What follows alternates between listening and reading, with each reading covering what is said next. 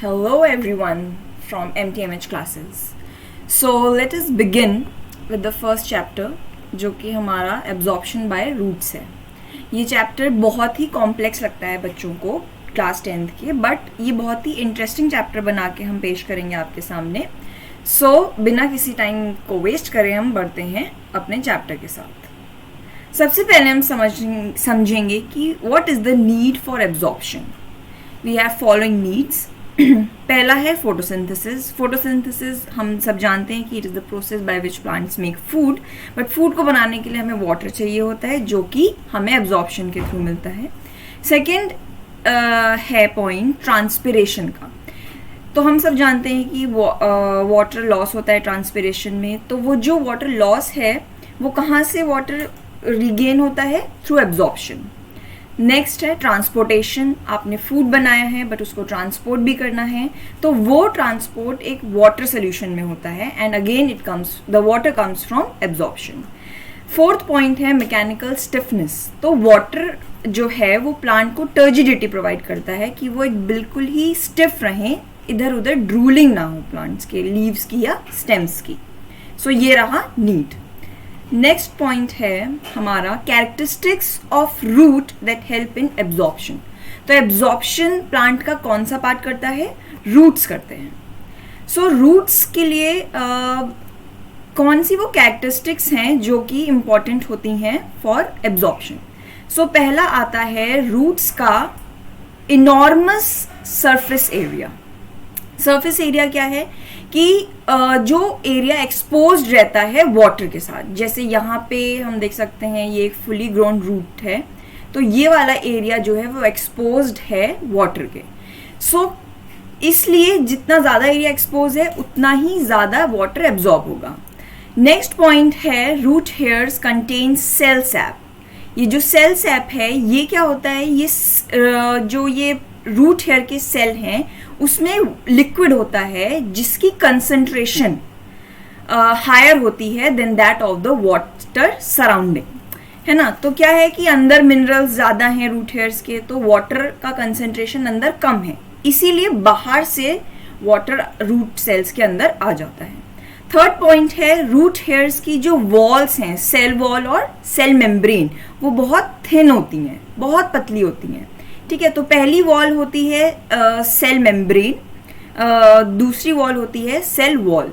तो जो cell wall है वो पहली होती है and it is very thin and permeable, तो ये सबको अलाउ कर देती है. नेक्स्ट आती है सेल मेम्ब्रेन वाली वॉल जो बहुत ही ज़्यादा थिन होती है and it is semi permeable, so it allows only certain minerals या certain substances to enter. Next point है हम पढ़ने वाले हैं means of transport.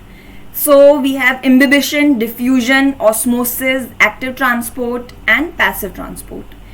In this video, we will first understand about imbibition, diffusion and osmosis. Imbibition. What is imbibition? Imbibition एक वो phenomena है जिससे कोई भी living या dead plant cells absorb water by surface attraction. तो इसमें कोई भी मेम्ब्रेन या कुछ भी इन्वॉल्व नहीं होता है, इसमें डायरेक्ट अट्रैक्शन के थ्रू वो वाटर एब्जॉर्ब कर लेता है. जैसे आपने देखा होगा कि बारिश वगैरह में वो जो वुडन डोर्स होते हैं हमारे वो स्वेल अप हो जाते हैं. क्यों? क्योंकि जो बारिश की बूंदें हैं या पानी है वो उसमें एब्जॉर्ब हो जाता है. तो दैट इज सरफेस अट्रैक्शन के through. And the phenomena is known as imbibition. Next we have diffusion. Diffusion क्या है? It is the free movement of molecules of a substance from a region of their higher concentration to the region of their lower concentration when the two are in direct contact.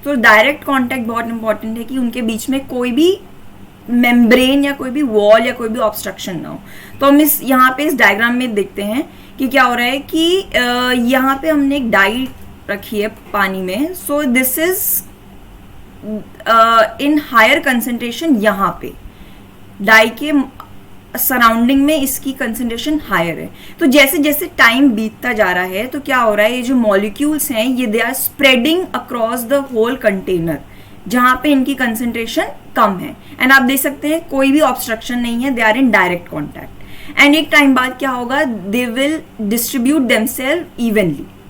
तो यहाँ पे आप देख सकते हैं कि सारा जो मिक्सचर है वो कैसा बन गया है, homogenous mixture. So this is through diffusion.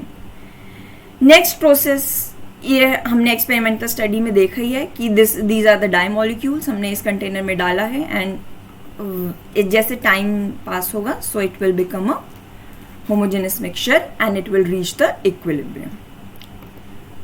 Next है हमारा osmosis. So osmosis is similar to diffusion, but there is a slight difference.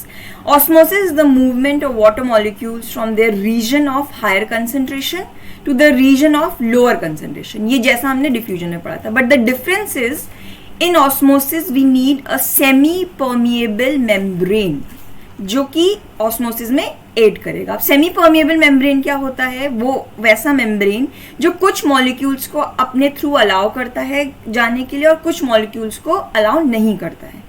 इसको हम पार्शियली परमिएबल मेम्ब्रेन भी बोल सकते हैं। जैसे आप इस डायग्राम में देख सकते हैं कि एक तरफ सॉल्यूट है हमारा और एक तरफ वाटर है, ठीक है। तो सॉल्यूट के मॉलिक्यूल्स जो हैं वो अपने हायर कंसंट्रेशन से अपने लोअर कंसंट्रेशन की तरफ जाएंगे। सेम विद वाटर मॉलिक्यूल्स, जो ब्लू डॉट्स हैं ये अपने हायर कंसंट्रेशन से लोअर कंसंट्रेशन की तरफ जाएंगे। This is osmosis. We have two types of osmosis. In endosmosis that is invert diffusion, जो कि सेल के सराउंडिंग से सेल के अंदर आएगा, और आउटवर्ड ऑस्मोसिस को हम एक्सोऑस्मोसिस बोलते हैं, जो कि सेल के इनसाइड से सेल के बाहर को जाएगा। ऑस्मोसिस का एक्सपेरिमेंट हम समझते हैं कि वो कैसे होता है। तो इसमें हमने एक एक्सपेरिमेंटल सेटअप बनाया हुआ है। यहाँ पे हमने क्या लिया है, एक थिसल फनल लिया है, ये जो आप देख सकते हैं। इसके अंदर शुगर सोल्यूशन है, इसमें हमने शुगर की बहुत हायर कंसंट्रेशन में सोल्यूशन लिया हुआ है। बाहर हमने इस बीकर में रखा है वाटर, ये प्लेन वाटर है। तो एज द टाइम पासेस जो वाटर है उसकी कंसंट्रेशन इसमें ज़्यादा नहीं है, इसमें ज़्यादा है। तो जो शुगर है वो यहाँ से बाहर की तरफ जाएगा, अपने हायर कंसंट्रेशन से अपने लोअर कंसंट्रेशन की तरफ जाएगा। तो जैसे टाइम बीत जाएगा, यहाँ वाला जो सोल्यूशन था ये इसमें शुगर की कंसंट्रेशन बढ़ जाएगी। सो this is all with this video, and हम आगे भी कंटिन्यू करेंगे इस वीडियो के साथ। Thank you.